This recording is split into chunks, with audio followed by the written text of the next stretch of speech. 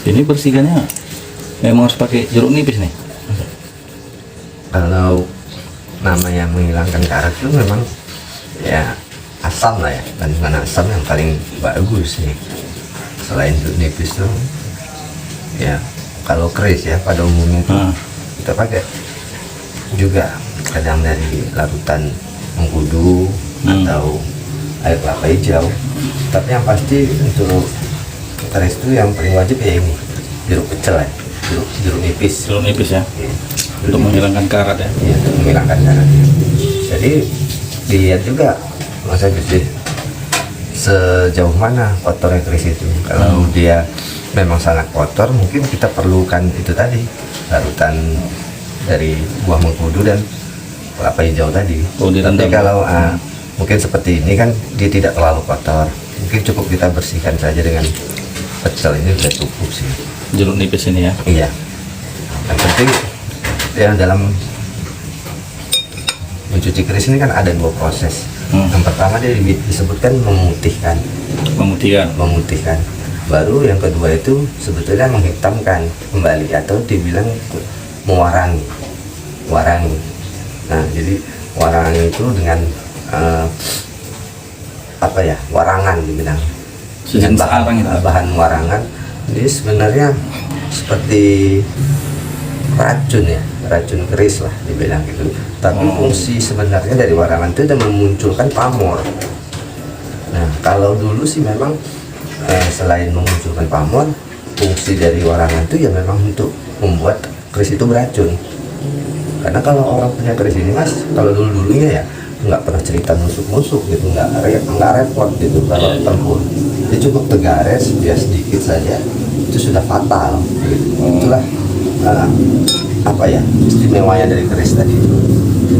Jadi mungkin sama kayak semacam senjata-senjata yang lain, badi, ya, pencong atau apa, itu tetap ada unsur racunnya di situ untuk manfaat tempurnya ya.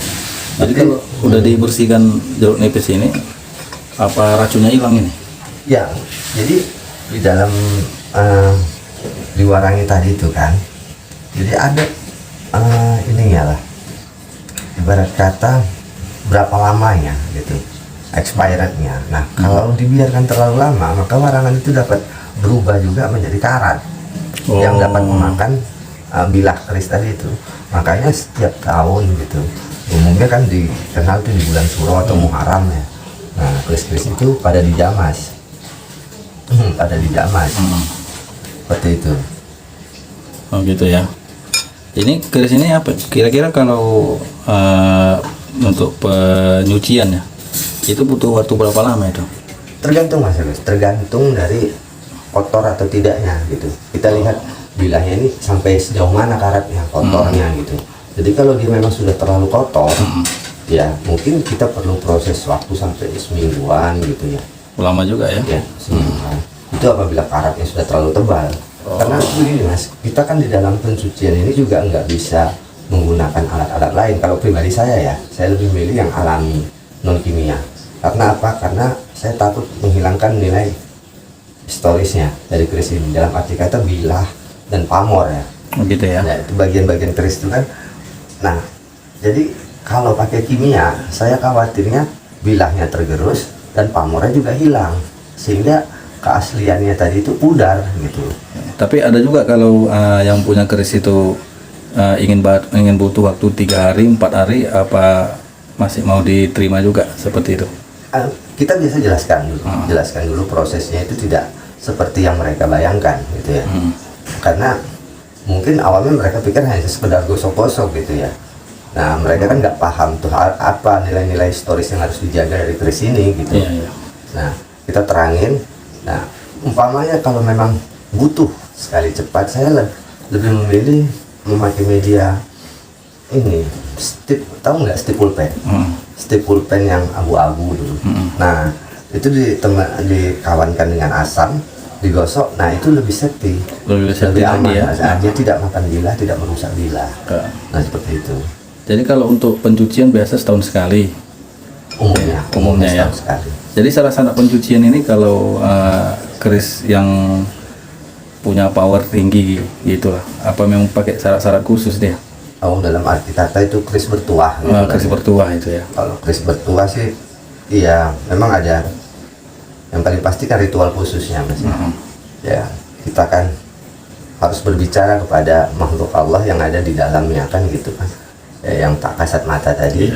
Ya bagaimana dia bisa menyingkir sebentar agar rumahnya lah kita bilang tadi bisa kita bersihkan gitu. Nah, kalau ritual khususnya sih nggak ada sebetulnya, kita bicara ya, terus dalam arti kata kita sediakan lah kesenangannya gitu ya, ibaratkan katakan itu tamu datang ke rumah. Ya, gitu ya. Kalau saya sih pribadi kan karena orang datang ke rumah saya mohon tolong untuk pencucian ya, berarti makhluk yang ada di villa tadi itu juga tamu saya. Nah, bagaimana kita menjamu tamu aja, saya anggapnya seperti itu aja. Jadi kalau dalam sebulan itu kira-kira sanggup berapa keris sih yang sanggup Mas Jack terima itu? Wah, pernah hampir 100-an Mas. Dalam sebulan ya? Ya dalam sebulan, tapi ya memang saya mohon bantuan 2 orang kawan lah. Oh gitu ya. Tapi mereka bukan pakar ya, bukan pakar, hanya mungkin sekedar untuk pencucian biasa aja gitu. Iya. Seperti itu ya. Itu kalau misalnya untuk pengirim kan biasanya kan mengirim kan dari luar kota gitu. Iya. Nah itu nggak masalah itu. Kalau keris itu memang bertuah itu sebenarnya nggak bisa ya. Nggak bisa ya. Agak sulit ya dilakukan seperti itu. Biasanya diantar langsung lah, diantar dan dijemput kembali gitu. Jadi sayang baru 2 hari yang lalu ya ada satu keris yang cukup sepuh lah saya bilang Mas, cukup sepuh dan punya keunikan sendiri ya. Oh gitu ya. Itu memang ritualnya agak sedikit ribet ya, berbeda dengan mungkin karena keris ini kan ada yang disebut dengan keris sepuh dan ada keris kamardikan Mas. Kamardikan itu kan yang ibarat kata hampir mendekati zaman sekarang lah. Tidak terlalu tua gitu ya. Kamardikan. Nah, seperti ini ya, ini keris kamardikan. Nah, kalau keris sepuh itu umumnya itu dari zaman Mojopahit ke belakang gitu. Oh itu keris sepuh ya? Iya, Singosari, Kediri, nah itu. Nah, kalau ini yang pasti yang dicari orang kan yang sepuh.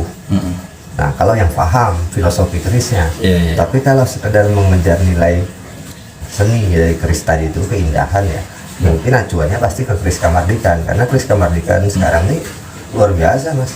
Apalagi pengrajin sekarang tuh ya bisa macam-macam bentuknya. Ini kalau yang dipegang sekarang ini keris milik pribadi apa memang dari kakek nenek gitu? Bukan, ini bukannya saya juga Mas. Ini orang ya titip ya buat dibersihin juga. Iya, warisan ini. Ya, ini peninggalan. Beliau pusaka keluarga ya. Keluarga turun temurun gitu. Dan ini rutin memang di setiap ini dititip lah ke saya gitu. Tapi di bulan Muharram semalam orangnya berhalangan gitu. Oh gitu ya. Jadi sempatnya sekarang. Gitu. Oke. Jadi ini kodamnya ada ya? Kalau cerita penunggu sih ya dari awal keris itu diciptakan ya, asal jangan yang benar-benar di era sekarang ya Mas ya. Iya. Kalau di era sekarang saya nggak mampu jawab, tapi kalau masih di era-era kamardikan seperti ini tetap ada ya. Tapi mungkin kalau dihitung daya tuahnya atau powernya itu tidak sekuat lah. Tidak sekuat keris-keris sepuh gitu. Keris sekarang kan banyak itu yang biasanya berisi karena udah tidak dirawat, dia kan dia tuh pergi gitu. Penunggunya tuh kan. Penunggu keris itu kosong lah. Kosong jadinya. Identiknya kosong. Karena itu ada kawan punya keris tuh kan sekitar 10 tahun yang lalu masih bisa digunakan gitu. Karena kakeknya tidak ngerawat lagi, kakeknya sudah tidak ada, jadi diwariskanlah ke keluarga kan. Iya. Nah, setelah itu dia nggak ada menimbulkan tanda-tanda kalau keris itu berkodam gitu. Itu apa memang bisa dipanggil lagi? Apa memang bisa nggak itu dipanggil lagi? Ya sepanjang bilahnya belum rusak ya. Terus warangkanya atau sarungnya juga masih yang asli ya, belum berganti-ganti. Saya berkeyakinan masih bisa. Masih bisa ya. Dan beberapa kali saya juga melakukan itu Mas, gitu ya, diminta oleh beberapa orang teman lah, Iya. karena mereka tahu ini dulu pusaka gitu ya, bagaimana ini sepeninggal dari orang tua mereka ini kembali lagi lah gitu. Iya. Nah, ya alhamdulillah syukurnya ya berhasil kita kembalikan, ya mudah-mudahan juga bermanfaat bagi mereka kan. Iya, iya. Itu seandainya keris ini tidak terjaga gitu kan, ada sekitar 10-15 tahun tidak dibersihkan, itu ngaruh ke besinya itu apa itu? Karatnya akan makan bilahnya Mas. Jadi Bilah itu yang mana yang bilah? bilah keris ini badannya lah. Oh, ya. badan tuh bilah ya. Nah, mungkin itu nanti bakal jadi apa ya?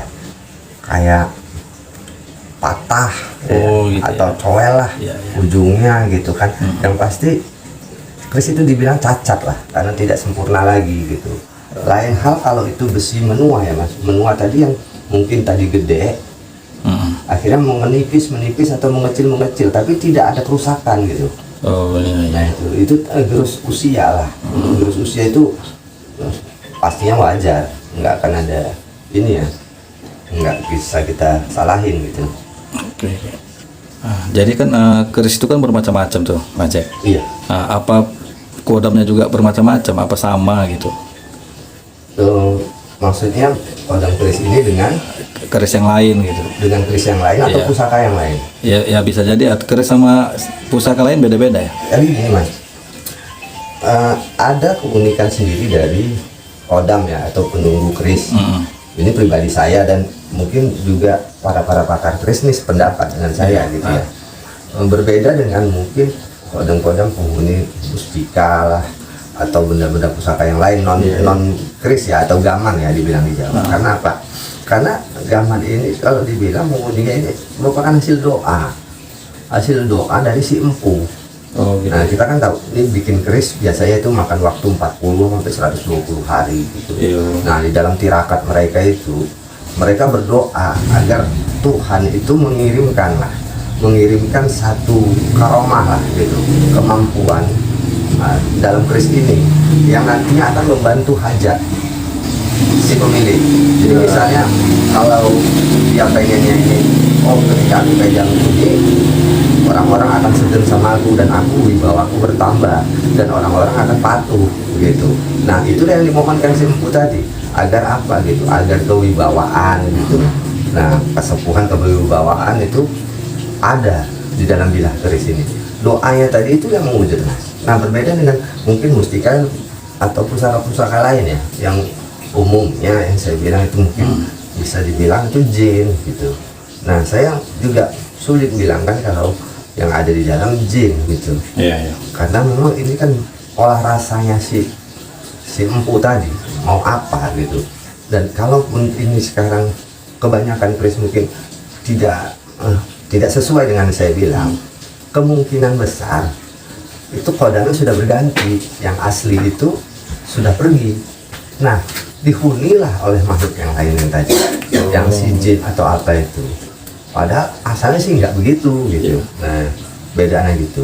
Jadi kalau keris yang sedang kita rawat ini kan, jadi masih penghuni asli atau penghuni pendatang? Ini sebetulnya Apa sudah pergi? Gitu? sudah pergi. Sudah pergi. Ya itu tadi beberapa kali sih sudah saya sarankan untuk tata cara perawatannya kepada pemiliknya, tapi belum dilaksanakan lah Mas, sehingga benar-benar sekarang ini nggak pernah lagi. Nah ini beberapa hari yang lalu syukur alhamdulillah ada reda Allah, saya berhasil undang lagi kita bicara. Mungkin nanti saya akan coba visualisasikan bagaimana bentuknya. Hampir nggak beda sih sebenarnya, cuma kedatangannya itu tadi, proses awal datangnya tadi itu bukan ibaratnya diisi atau gimana ya, kolaborasi dengan makhluk gitu, enggak. Ini memang munajatnya para empu-empu tadi kepada Tuhan. Nah doanya itulah yang menghasilkan kekuatan di keris ini atau tuah tadi gitu. Oh jadi ini bisa diilustrasikan lewat gambar ya? Iya, saya coba ilustrasikan.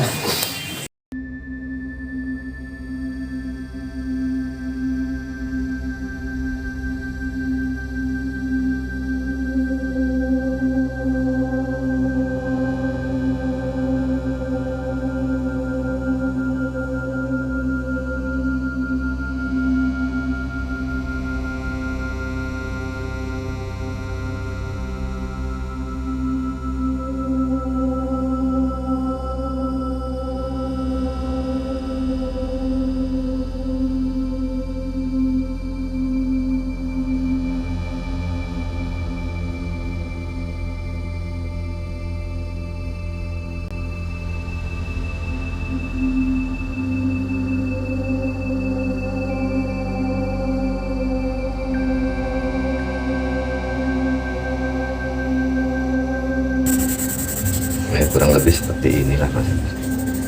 Seperti itu ya. Seperti ini. Belum. Oke, jadi seperti ini ya ilustrasi dari penunggu keris ini awal ya, walaupun Iya. sudah tidak di sini lagi dia. Iya.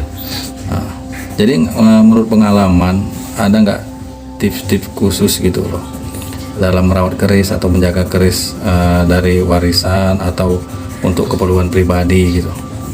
Kalau saya Tipsnya. sih menyarankan begini, selagi itu mungkin pusaka, ya mungkin ada yang khawatir gitu ya karena tidak memiliki pengetahuan, baiknya memang dicari dulu orang yang itu sebagai tempat bertanya tadi.